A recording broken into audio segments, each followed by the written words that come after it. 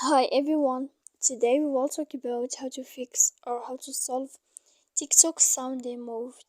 To know how to fix or how to solve TikTok sound removed, you should just go to settings like this. You will click.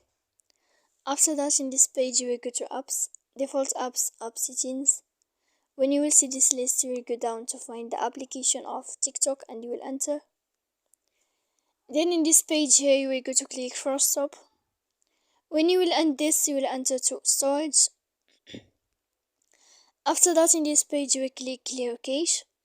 Then you will go to click clear data. And when you will end all this stuff, as you see here, you can turn off your phone. So please don't forget to support us by like and subscribe. See you next time in another video. And thank you for your attention and your watching.